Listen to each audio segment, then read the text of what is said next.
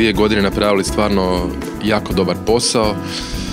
Uspjeli smo zajedno s kolegama iz drugih 7 zemalja iz Europske unije osmisliti i napisati priručnik za stručnjake, a u Hrvatskoj smo, ono što je najvažnije što smo napravili, zapravo proveli smo 5 regionalnih treninga za stručnjake koji rade s djecom u sustavu skrbi, kako da primjenjuju dječja prava u svojem svakodnevnom radu.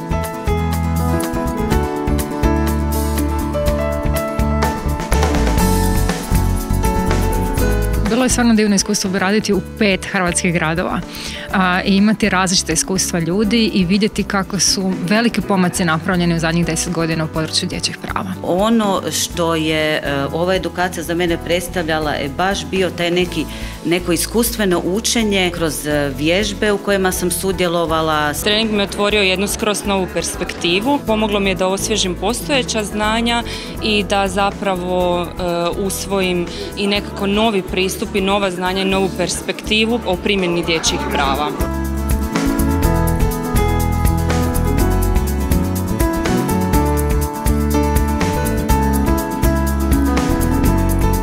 Posebnost treninga, ono što je mene zapravo najviše pokretalo, jest da nismo pričali o dječjim pravima, nismo ih iščitavali kako obično to radimo, uzmeš konvenciju i prelistavaš, nego smo stvarno kroz vježbe, kroz interakciju, kroz puno diskusije na osobnom iskustvu promišljali o tome šta znači diskriminacija, što znači participacija u punom smislu te riječi, razbijali neke mitove i predrasude koje ljudi imaju o dječjim pravima. Meni su posebno bili dirljivi trenuci kada su tijekom treninga ljudi imali priliku stati u cipele djeteta.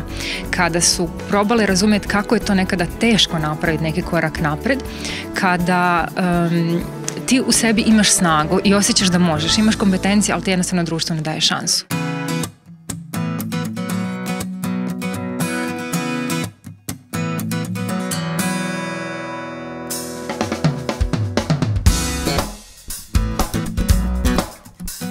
Bila sam 4 godine u Osijeku, to je zapravo selo pokraj Osijeka, Udruga za rad s mladima.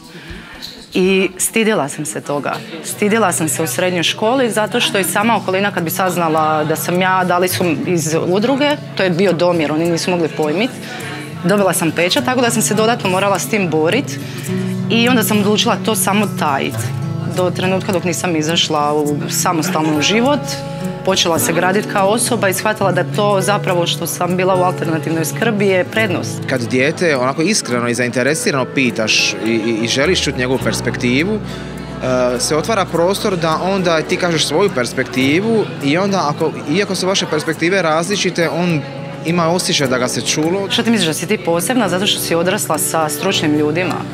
I onda sam onak stala i pomislila, pa da čovječ, ja sam odrasla sa stručnim ljudima koji su mi pomagali. Znači, povukla sam neke dobre stvari za život. Vrlo često djeca zapravo nas gledaju kao svoje te koje kopiraju, da tako kažemo. I to je ono što kažemo role play. Prema tome, budimo mi njima pravi role play. Budimo mi njima uzori i poštujmo njihova prava. Jer kako očekivati da će oni poštivati nas, naša, ako mi ne poštujemo njihova?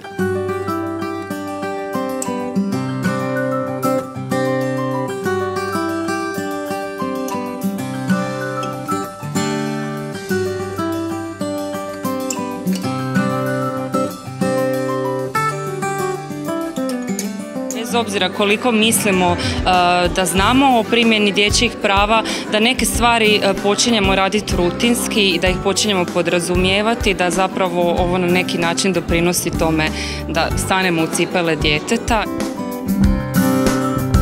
Činjenica je da djeca takva kakva jesu u alternativnoj skrbi su prepuštena sama sebi kad odu van. I znala sam da se ja ne mogu osloniti na nikog osim na sebe. Papir i olovka su za mene bili bijeg iz te neke teže realnosti koju sam proživljavala i tu sam se najljepše izražavala i sama sa sobom nekako određivala svoj mir. Mladi koji su doslovno bili kao beskućnici, nisu imali gdje živjeti, uz puno godina truda i puno vjere u sebe, puno vjere u njih, puno podrške uspjeli naći posao, pronaći stan i sada napokon onako raditi velike korake prema dalje. Ima masa mladih ljudi koji su zapravo iskoristili svoje unutarnje snage, iskoristili šanse koje im su se pružile u životu.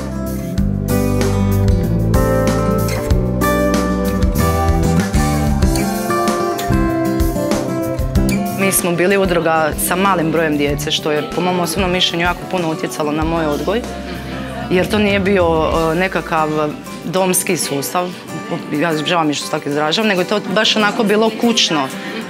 I mi smo imali radne aktivnosti, buđenje, zaduženja, ostvarivanje radnih navika, što je jednom djetetu jako važno, struktura. Da cijela država i sudjeluje u životu jednog djeteta i prema tome to ne može biti samo segment jednog NGO-a kao što je SOS Dječje selo Hrvatska ili institucija pojedinih koji se bave djecom, obespravljenom djecom, djecom u potrebi kao što je pravobraniteljica za dječja prava i tako dalje, nego to mora biti kompletno sustav uključen. Isto tako smo mi kroz trening došli do različitih nekih prepreka koje još uvijek postoje, ali i nekih prijedloga i rješenja koje predlažem, pogotovo recimo na području socijalnih inovacija, koje su se pokazale da zapravo ne postoje ravnopravno na području cijele Hrvatske, kao što su to na primjer edukacija za roditelje, kao škole za roditelje ili edukacija kako raditi kućanske poslove, kako kuhati, kako provoditi vrijeme sa djetetom koje za vikend dođe kući iz doma.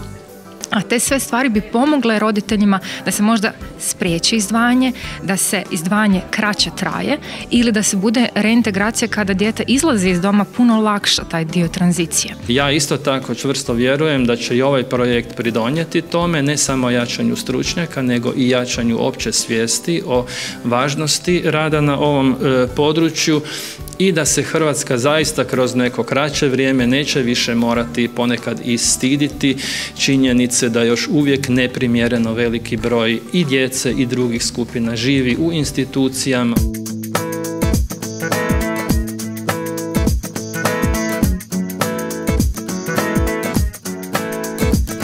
U kompletnom sustavu se mora ta svjesnost probuditi, da postoje dječja prava, da dječja prava treba poštivati. SOS radi godinama vrlo kvalitetno da na neki način postanu, da tako kažem, dio sustava, da postanu nešto što je uobičajeno, što je normalno i što je kontinuirano. Pa novi projekt je nešto što se nastavlja i na naš programski rad i naše zagovaračke napore, a to je zapravo da kvalitetno pripremimo mlade ljude koji nam izlaze iz sustava alternativne skrbi. Pozivam sve stručnjake koji rade u sustavu alternativne skrbi, bez obzira u kojoj ustanovi rade ili da li su zapravo udomitelji, da se prijavi na naš novi trening kako bi zapravo što uspješnije pripremili mlade ljude kad izlaze iz skrbi, kako da postanu samostalni, produktivni članovi društva.